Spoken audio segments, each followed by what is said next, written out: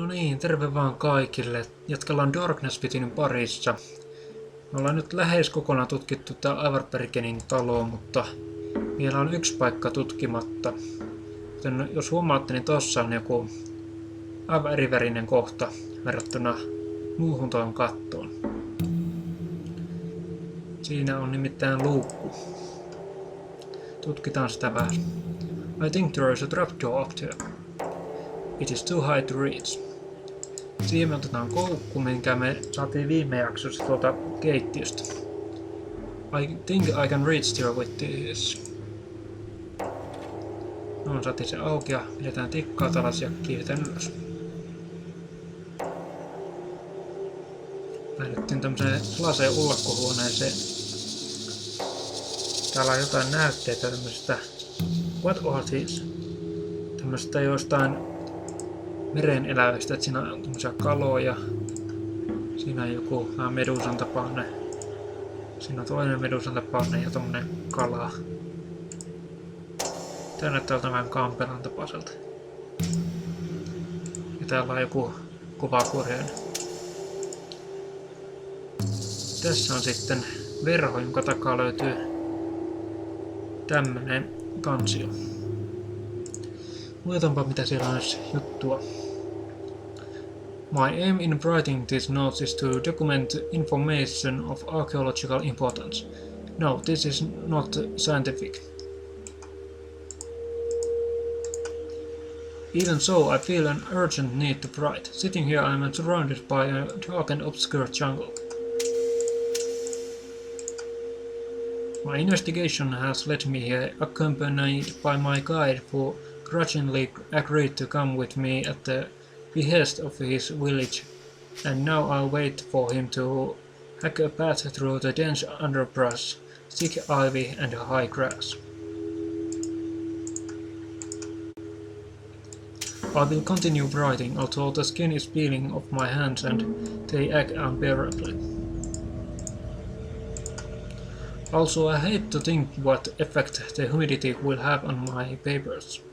Neither do I know how far away I am from the jungle village that I left 6 days ago, nor do I know how much farther I have yet to go. My guide must stop to rest frequently. I know that he is becoming increasingly afraid of me. My nervousness grows as I approach my goal in this dense jungle where I suspect no human being has set foot before. It may very well be that I am mad. The thought has crossed my mind some nights since leaving that jungle village whose name I can't pronounce. Leaving that disgusting village was a relief. I continue to travel through the forest with my guide.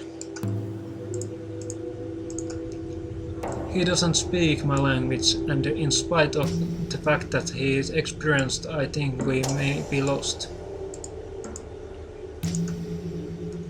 At a town 147 miles away from that jungle village, the locals warned me about the cannibals in the region, that they don't welcome strangers. They told me that it would not be wise to go there, but the quietly whispered words of the townspeople aroused in me a feeling of curiosity that was impossible to ignore. I was told that the other tribes in the region have an animistic religion, while this one follows a very dark monotheistic one. The people who I spoke with told me that tourists, scientists and other travelers are frequently attacked when entering the region. I heard some disgusting rumors about missing people ending up as a fare on the banquet tables at strange nocturnal festivals. Siinä on ilmeisesti kuvattu niitä kannibalirituaaleja. Ja tarina jatkuu. When I first set eyes on the village, the thing that caught my attention was the strange architectural style of it, nothing like a primeval village. I stayed on a hill to the south of the village observing it for a long time. The wide spiral-shaped huts with walls made of dried mud, in contrast to the green background, were reminiscent of some crustaceous sea creature. I now know that their design was derived from a far more splendid architecture. The colossal Pelataan, which stands at the entrance to the village, is decorated with carved figures and what looks like writing. On closer examination, the size of this ancient Pelataan was awe-inspiring. I immediately understood that it has come from somewhere else and has been transported here with great difficulty from some faraway place.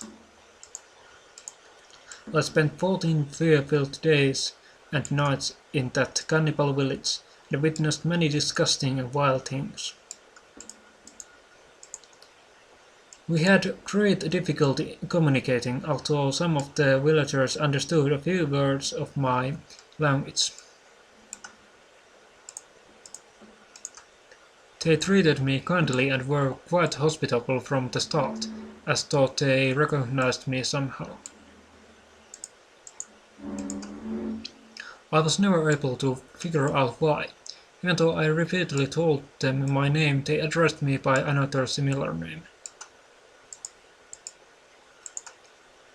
I can't pronounce it, but the closest approximation is Loath.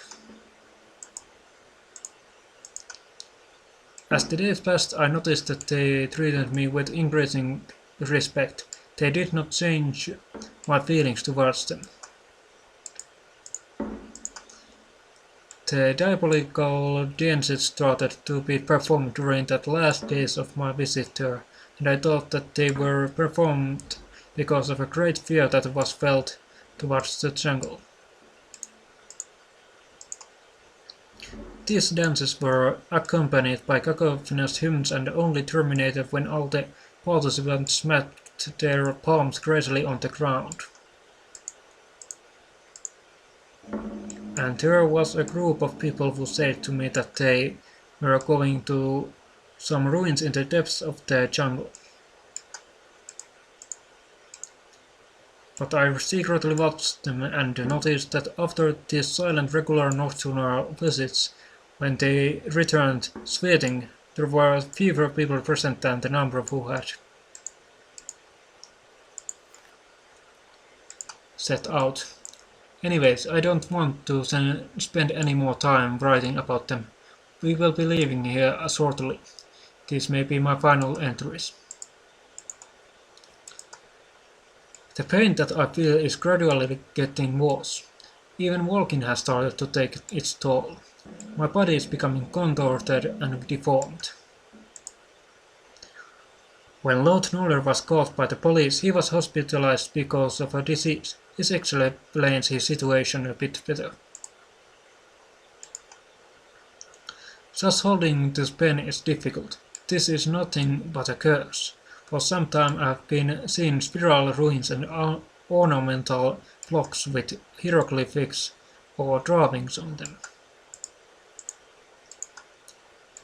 The serpentine branches of grotesque trees clutch at the sky, and silent wells are open to the dark depths of the earth, leading me to believe that I am approaching my goal. I am searching for some nameless ruins in the middle of the jungle. Beside me, my skinny cannibal guide keeps looking over his shoulder at me in fear as if I too were one of the wild creatures of this jungle.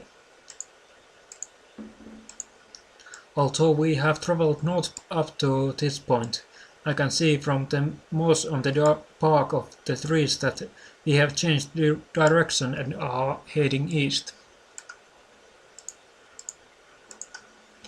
I don't trust this cannibal with me. He watched passively while holding his machete in his hand as a crazy gorilla attacked me.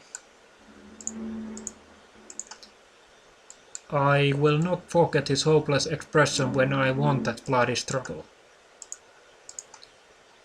Se oli semmonen, ilmeisesti olikohan Loath Nolderin kirjoittama kirja. Tai muistiinpanoja. Katsotaan, mitä täältä pöydältä löytyy. Siinä on joku paperi. For some time we have been searching for a particular book, the Timber. It is the translated version of the book called Infinitus, which is impossible to find. The Infinitus was written in Latin in a very confusing manner and was attributed to Marinus, who was an alchemist and demonologist who wrote the ancient and obscure book entitled Primitiva. It is related that he died in his laboratory in a fire which broke out suddenly. His corpse was never found. It was really difficult to find the Timber, because even mentioning its name was enough to draw the attention of the ones who know what it really is. The book had to be hunted down at all costs, since the knowledge it contains is of infinite importance to our ultimate goal. According to the Timber, which includes a lot of confusing diagrams and drawings, with the right timing and preparation things can be summoned from spheres beyond the universes or even death. What could the things that can be summoned even beyond the death be? With this ancient knowledge, things long forgotten can be discovered again. With the aid of the map, we discovered the place where the ones who will be summoned in order to achieve a goal lay. Even though the old texts gave us information about them, the locations of the tombs were not specified due to the need for complete secrecy. The discovery made last month by Mr. Curwen was important. They are in the crypts below a tomb which stands in a very old cemetery in which interments had been prohibited some time ago. Some tombs are mentioned here. Are those people looking for a crypt? The aforementioned tomb is registered in the name of Samuel William Paul. As a result of this information, it was determined who would be awakened from their long sleep. Samuel William Paul. I think I've heard this name before, but I can't recall when. I'd better remember this, it may be important in the future. All the preparations for the turning back were done under the sign of the star Pleiades by Mr. Curwen. It is only a matter of time, when the ones who are waiting silently in their dark tombs for this day to come return, everything will have begun. Lisää johtolankoja saatiin sieltä. Siellä on joku kirjakasa. Ja sieltä me saadaan löydetään lisää. Tässä on ilmeisesti joku käännös. This is the loose translation of the upper portion, which was written in a strange cipher system. To make a talisman, put fennel seeds, frankincense and quicksilver under a crystal with the character of the Pleiades. The name of the star Pleiades was just assumed from its sign. Its name is not directly mentioned in the passage. It is obvious that a magical formula was used to summon something. I once saw something like this in a book describing astronomical magic preparations. Due to the influence of Pleiades which has been drawn at the right time, a properly prepared talisman can gather demons and spirits of deceased people. Thus one can summon them and learn from them the things and the secrets one wishes by using the talisman. Sieltäkin löytyy vähän johtolankoja. Täällä ei nyt muuta ole kuin kaukoputki enää tutkimatta. Täältä me löydetään siinä. I think this telescope is looking at the Northwood Mountain. Is there a cave entrance here? Jotain siellä ilmeisesti on. Kun on sinne päin kaukoputki suunnattu. Mutta meidän olisi aika lähteä pois täältä. Täällä ei enää ole mitään tutkittavaa. Mä muistelisin, että ei ole enää mitään.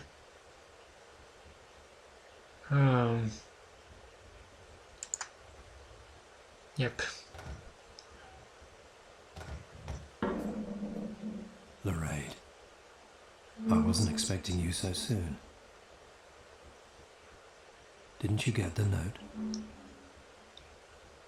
He's got me cornered. But who is he? He acts as though he knows me, but I have never met him before. Why does he seem to know me? The note.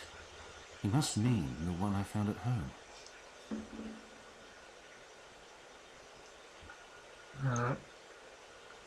Ilmeisesti joku oli täällä hiippailemassa, mutta kysytäänpä siltä, että sekö sen jätti. You left that note? So you did find it.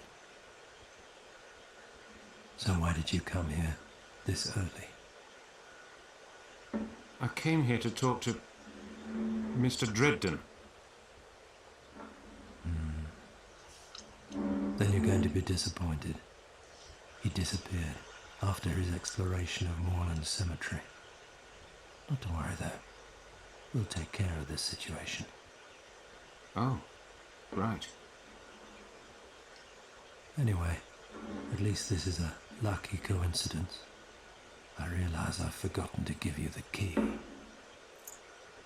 Time to get out of here before my luck runs out.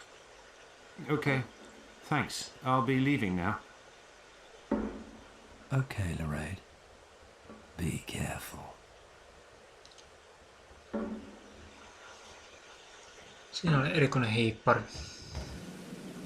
He recognizes me. But how? I have never seen him before. How could he know me? And where did he come from? He wasn't in any of the rooms I've checked. Joo, me saatiin avaimet, joilla me saadaan auki vähän niitä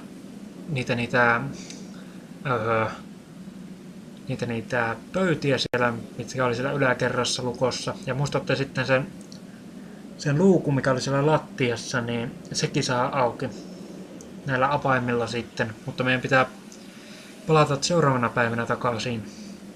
Lisäksi me saatiin yksi salari auki. Että kun mä kysyin siltä, että sekö jätti sen viestin. Mutta mennäänpä Howardin kotiin. I should wait at home until nightfall. Then I'll come back and check. Ja kotiin päin siellä ajelee Howardi.